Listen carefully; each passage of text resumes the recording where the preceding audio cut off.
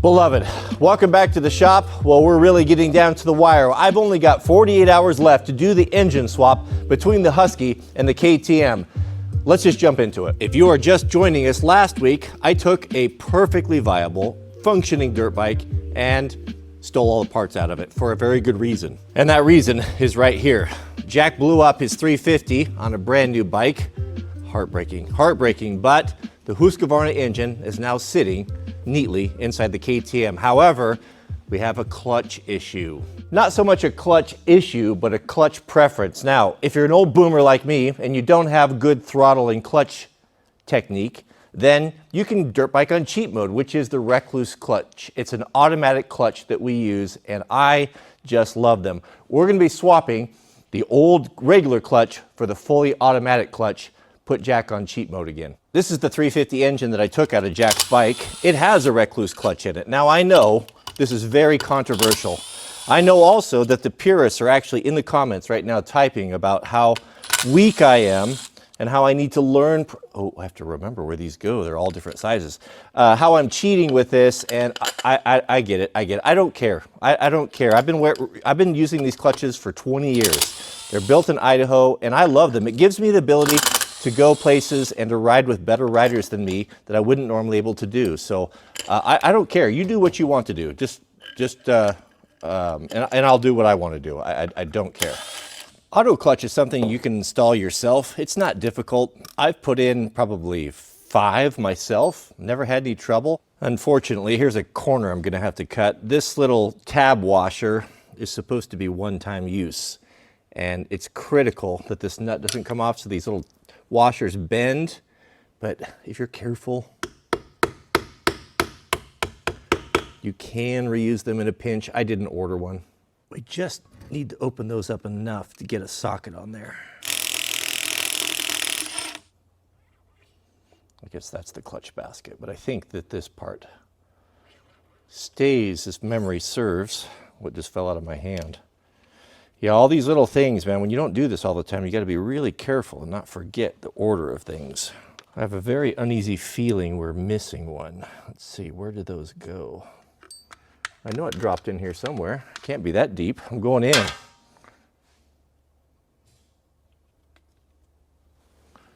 Maybe I should lean it forward here. This is not a tutorial, gentlemen. This is more of a cautionary tale. Oh, it didn't fall in at all. It fell down there, didn't it? Okay, I think we can put this guy back in there. Okay, I don't think we need to go any deeper than that. That is it, gentlemen. We have the discs, friction discs, the basket, locking nut, so everything looks okay. Buying used bikes and engines on Facebook Marketplace is kind of like going to Las Vegas. The odds are not in your favor. This is the engine that I bought. Now, I have not seen the oil yet, so we're going to take a look at that. That could tell us something. Pro tip. Your oil pan, before you drain it, make sure it's clean and don't get one that's black. The black ones, you can't see the metallic, you can't see things inside, where these, if you have a clean pan to start with, when you drain your oil, you can really kind of see if there's anything in there that you're not liking. Clean oil actually tells us very little. Of course, only a fool would sell a used bike and not have fresh oil in it. Oh, wasn't expecting that. That is a stainless steel filter upgrade. They come with paper filters, and some guys don't, I don't know why they would put these. I don't know if I trust these or not. I'll put paper filters back in. I can see, well, let's get this up at the light. We'll take a closer look at it. While we're at it, we might as well do the filter. I only use KTM filters. I stock so much AMSOIL now that my buddies and neighbors are actually coming and buying it from me. One of my buddies borrowed some KTM filters and he replaced them with generic brand. I was not having that. When working with these clutches in the bike, what I've always done is just laid it down flat.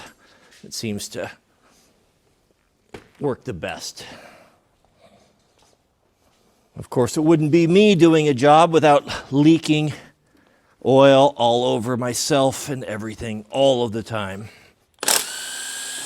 Let's have a look-see. Now, these are the clutches from the donor engine. This will tell us a little bit. Pressure plates and clutches. No burning. You can still see it looks really, really good actually. This is not a clutch that's been hot. Now it could be brand new, unlikely. KTM clutches, they just wear like iron.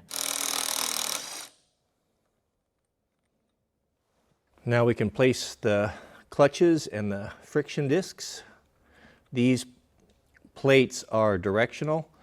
This looks like a shark fin right there. The shark fin travels to the rear of the engine or counterclockwise. While we're at it, just for a little fun, let's take a look at the oil filter of Jack's motor that was ran with no oil in it.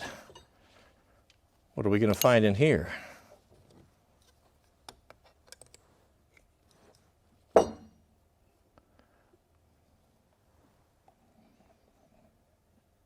Ah, I see KTM wants to have disco party. All the bearings and valve train are all invited. Look at all that metallic in there. Goodness. Ooh. Definitely a disco party. Good news, gentlemen. Finally, UPS man came. There should be the final two pieces I need. I've got it like 98% done, and I can't go on without these two. Will it fit? Oh, please fit. I have to have this puller to get this flywheel off so we can button it up. This is the final piece. Yes! Excellent. All right. Well, let's pull it off. And of course, I do learn my lessons slow, but not super slow. We won't be using the grease pack anymore. Goodness, I'm still cleaning up from that grease pack. But we will put a little bit of anti-seize on here, but a very little bit. In a controlled manner, Mama. You don't want to eat that. That's not good for cats. Oh, look.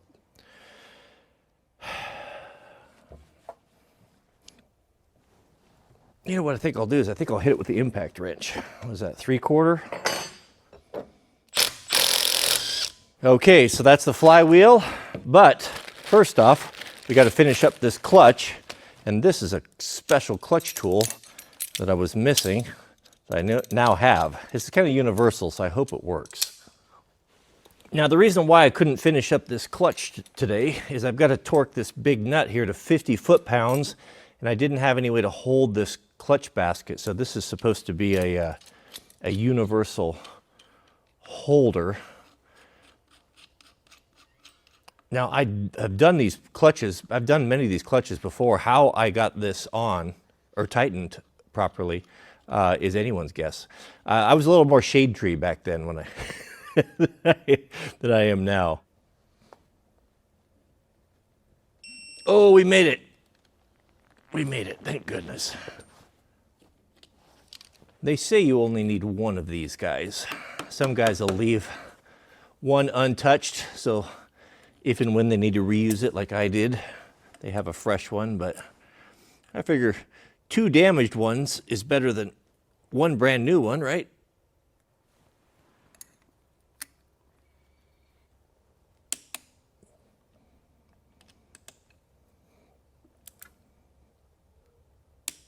Well, gentlemen, it comes down to this, the final piece.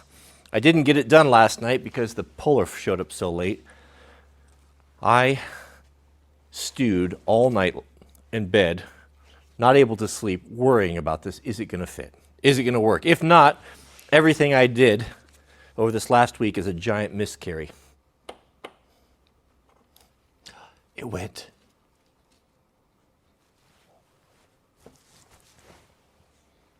Now the bolt, there's the starter motor. The bolt should press it on. I think this is 52 foot-pounds. We're supposed to put a little engine oil on this, actually, I just read. So far, so good. We're supposed to put a little bit of engine oil on the threads.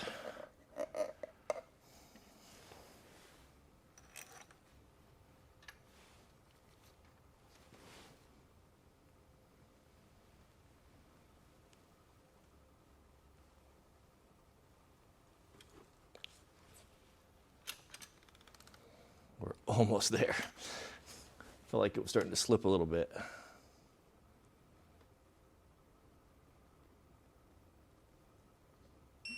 Oh, yes, we did it, gentlemen. At least we got that torqued for what that's worth. Remember, we had to swap the flywheel and the stator from Jack's bike to the new race engine because we need the extra power to run the lights and all of that stuff that an enduro bike needs. Ooh, strong magnet. Wow, that just went home like it belonged there. I'm not going to start off with coolant because the other engine had waterless coolant in it, and I want to flush it all out, so we'll flush it out with water a couple times, and then when everything's up and running, then we'll add the coolant. You can get these pour spouts from Amsoil. They're like, I don't know, like $1. They're cheap. And they're well worth it because if you don't use all your oil, some of these take like just 1.2 gallons. You can put the lid back on it and it keeps it clean. A lot easier to pour. Famous last words. Here's a pro tip, gentlemen, on these batteries. You know these little square guys, they sit in here and then you gotta get a screwdriver in there to try to make contact. If you take a squishy plug and squish that up and crush it in there, it'll always push it up to the top. And then when you take it out, you won't lose them.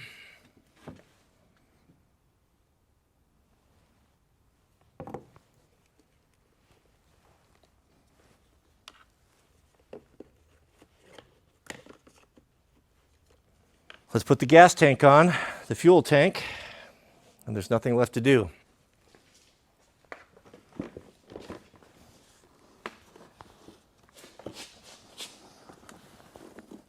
I've got 3 plugs outstanding. This one was the emission module that we put the dongle on. That's good, we deleted that. This one, I don't know. The third one's the horn, which I do know. So this one, I don't know if it was ever hooked to anything. There's a whole bunch of these that are unaccounted for, so hope is my plan. Some 92 non-ethanol.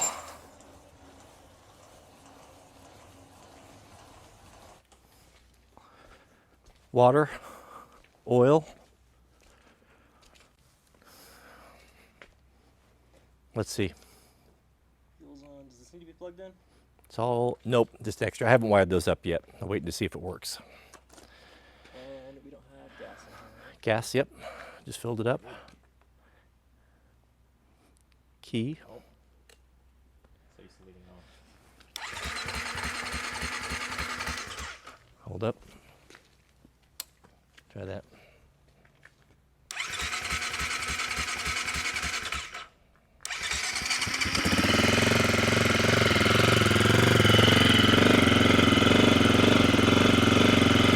No warnings. It had gas for a second. That's why it was slow to pick up.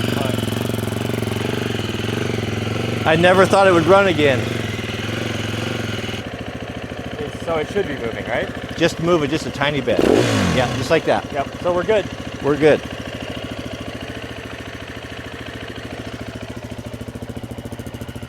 No seat makes it a little more challenging. Just pretend it's a trials bike. Yeah. I've never ridden a trials bike. Very nice. I'm very, very happy. Thank you, Papa. Quite tremendous.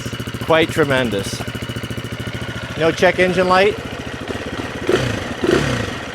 You know, after this, I think I might name it. Freya? Theseus. Theseus? Theseus, yeah. Oh, Theseus? It'd be very appropriate. Theseus.